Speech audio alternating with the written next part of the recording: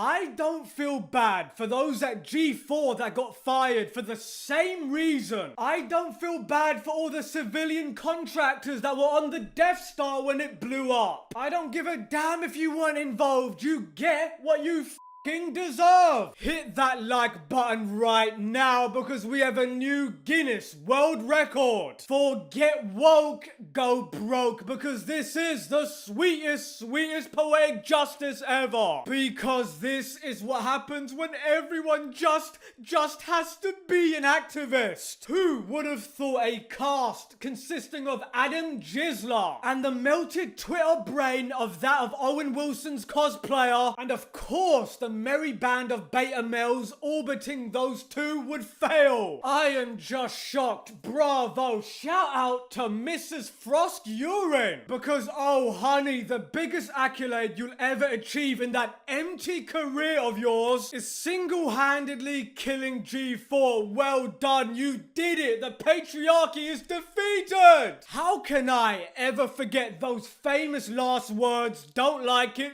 don't watch it. Those were the words that doomed an entire company. And by the way, for you to say don't like it, don't watch it, coming from you, someone who wasn't liked and even watched for that matter, and you got your whole team fired, that is just biblical. A monumental backfire that was well deserved, and quite frankly, I was actually hoping this would happen because I love it when companies orchestrate their own downfall. It is just glorious to watch. The entire Western gaming industry and even woke Hollywood need to be paying very close attention because they need this medicine too. You know, one day I want to meet the genius who convinced all these companies that insulting your customers is going to somehow make you money. I really do. It's a hilarious representation of the disconnect between the engineered engagement that we see on social media sites like Twitter and the actual reality of the situation. You know, it's always the beginning of the end when people decide to attack their fan base in some kind of embarrassing display of virtue signaling. There should be a memo tattooed on the forehead of every SJW that reads, Mannix is your daddy and you are a dumb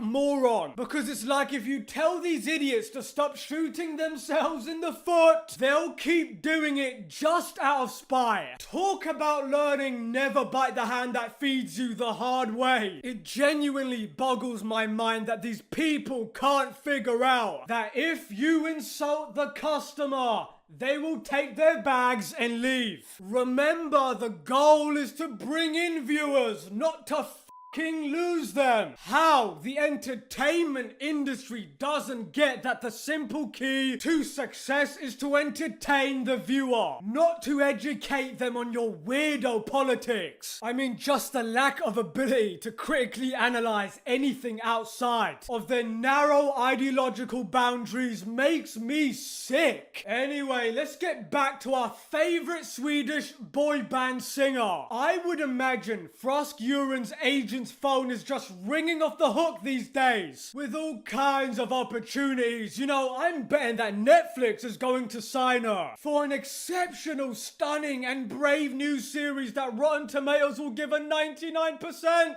I could see that happening. Book it now. You know, I have a message for Frost Urine. If your idea of feminism is scolding the opposite gender for the sins they haven't even committed, then baby, you need to shut the up, because the current term of feminism is merely a euphemism used to formally define the condition known as penis envy. Because we all know that's the reason, guys. Look, I don't think I could use the current 2022 feminist literature as toilet paper, because even the toilet can't handle that level of sheer wet shit.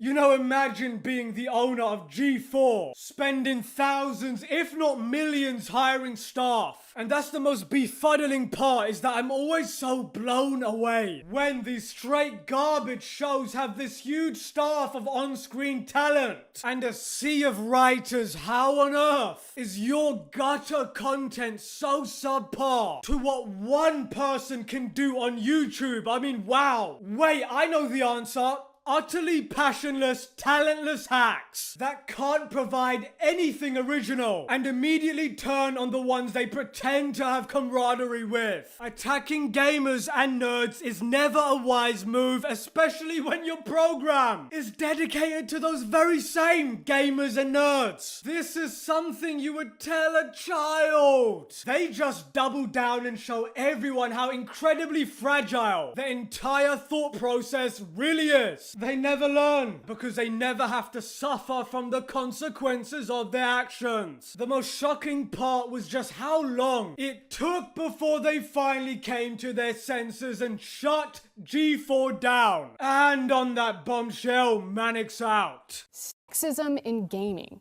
2 very boring minutes later. If you don't like it, don't watch it. Peace! Soka. Several months later.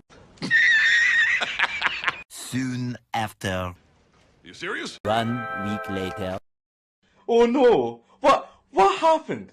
Oh no! How terrible! That's just awful! How terrible! Oh no!